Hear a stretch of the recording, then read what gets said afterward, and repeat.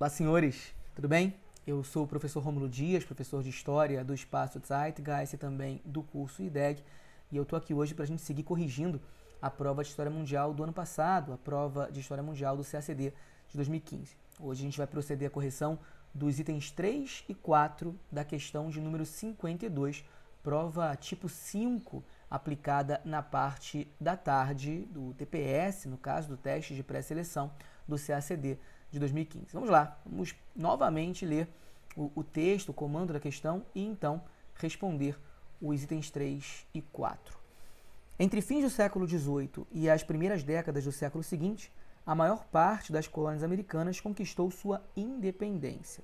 Em geral, malgrado a singularidade de cada colônia, essas emancipações enquadraram-se no contexto mais amplo de crise do antigo regime europeu e, sobretudo, em relação às colônias ibéricas, também refletem o quadro histórico suscitado pela era napoleônica.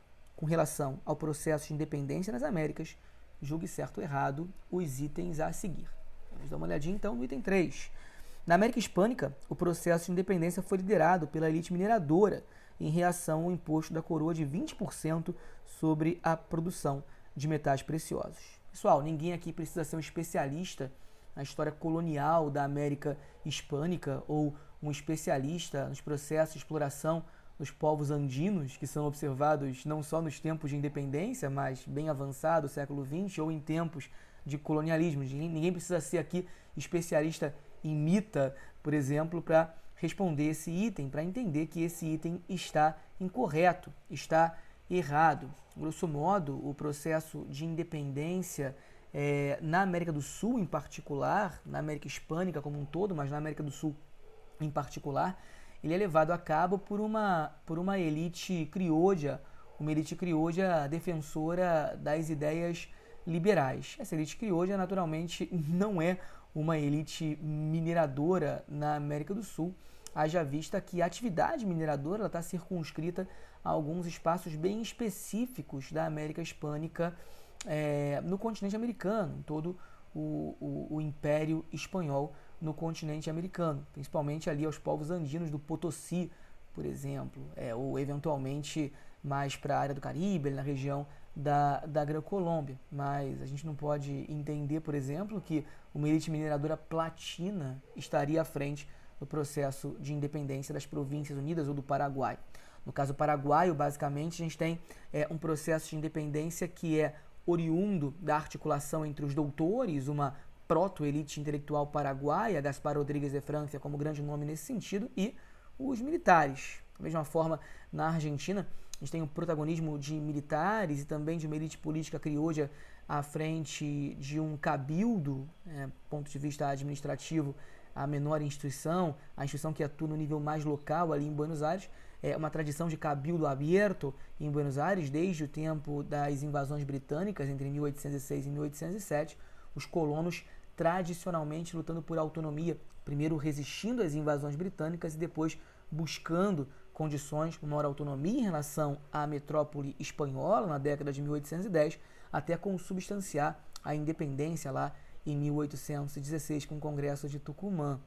Da mesma forma, se a gente olha para o caso da Gran-Colômbia, processo de independência é protagonizado por militares, é protagonizado por uma elite criolla e liberal, que tem como principal líder Simão Bolívar. Simão Bolívar que vai independentizando os territórios de Nova Granada e vinculando esses territórios também ao vice-reino do Peru e a partir de 1825, a independência da Bolívia, ao chamado Alto Peru, que era outrora parte integrante do vice-reino do Prata, que tinha sido fundado pelos espanhóis em 1776, constituindo o último dos vice-reinos do Império Espanhol, fundado no final do século XVIII. Então, o item 3, a questão 52, item 3 está errado. Item 3 da questão 52 está errado. Vamos dar uma olhadinha, vale dizer, a título de observação também, né, se existe um movimento protagonizado pelos povos andinos. Esse movimento foi reprimido, por exemplo, no Peru, do final do século XVIII, a rebelião do Tupac Amaru II é severamente reprimida pela elite peninsular, que ainda dominava, do ponto de vista político-administrativo, o vice-reino de Lima, o vice-reino do Peru, que é o epicentro de atuação política administrativa, vale dizer, do Império Espanhol na América do Sul. Então, o item 3 categoricamente errado. Vamos lá, vamos agora para o item 4, questão 52, item 4. Os movimentos de independência nas Américas inglesa e hispânica tinham em comum o fato de terem se originado de alterações no equilíbrio europeu causado pela França e o de defenderem a forma federalista de organização do Estado pós-independência. Também um item fácil, o item 4 também um item fácil, e o item 4 um item que também está errado.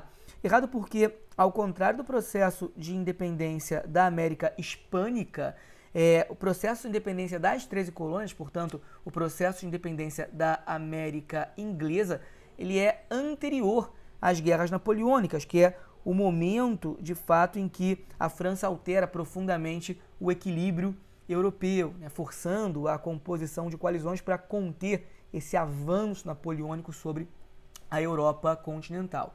O processo de independência das 13 colônias é produto de um embate anterior entre potências emergentes no continente europeu, ressaltando-se a Grã-Bretanha e também a Prússia, que se opõem àquelas potências tradicionais na Guerra dos Sete Anos, potências tradicionais mais representativas, o Império Austríaco, o Sacro Império Romano Germânico com os seus dias contados, né?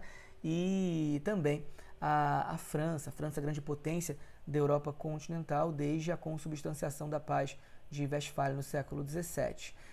Enfim, o processo de independência das 13 colônias, então, ele é consequência dos acontecimentos ali que giram em torno da Guerra dos Sete Anos. É consequência maior de uma Grã-Bretanha que da ação da Grã-Bretanha que no pós-Guerra dos Sete Anos vai cobrar mais impostos, principalmente dos seus colonos do Norte, pondo fim àquela lógica de salutar negligência que vigorava principalmente na porção mais setentrional das 13 colônias e provocando a reação dos colonos. Primeiro lutam por maior autonomia e em seguida lutam por maior independência, né, por uma independência completa da Grã-Bretanha, da antiga metrópole.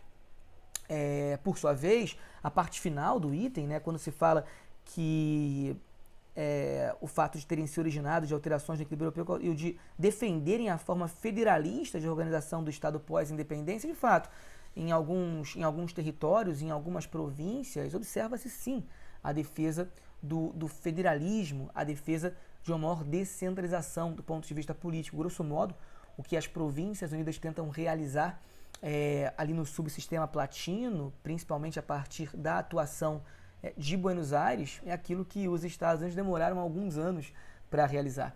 A independência americana formal é de 1783, com o Tratado de Paris, e já em 1787 tem-se uma Constituição que reconhece, de fato, essa federação nas outrora 13 colônias. E as Províncias Unidas vão tentar construir esse federalismo desde 1810, desde a Revolução de Maio de 1810, até, grosso modo, 1853, com a constituição da chamada Confederação Argentina, após a derrota de Juan Manuel Rosas. Também o Bolívar vai buscar a atuação de forma mais centralizada, a constituição de uma confederação ali vinculando pelo menos os países do Pacífico, é uma confederação a partir da interiorização, a partir da atuação do Bolívar no vice-reino de Nova Granada e também no vice-reino do Peru. Então, existe sim uma vontade de federalismo, tem de fato grande força na América do Sul ao longo da primeira metade do século XIX, esses discursos em prol do federalismo. Muito embora outros países abraçassem uma maior centralização, como é o caso do Paraguai, que vai se isolar politicamente, vai optar pela consagração de um Estado mais centralizador, personificado na figura do Gaspar Rodrigues de França. Na verdade, a história da América Latina na primeira metade do século XIX é a história de um grande embate entre forças mais centralizadoras e forças mais descentralizadoras e federalistas. A história da primeira metade do século XIX é da formação dos Estados nacionais da América Latina e a ideia é qual o discurso que predomina. Esse discurso federalista e descentralizador ou esse discurso mais centralizador. De maneira geral, os processos de independência no começo do século XIX optam por uma leitura mais federalista. A gente tem o artiguismo também na banda oriental atuando de forma emblemática no sentido de corroborar o que eu estou falando. Mas enfim, tudo isso não é necessário para você julgar o item 4 da questão 52 como errado, ok? Itens 3 e 4, então, da questão 52, CSD 2015, prova de História Mundial, estão ambos incorretos. E a gente volta para a correção dos novos itens das outras questões. Tá bom, gente? Um abraço, tudo de bom para vocês e até a próxima. Tchau, tchau.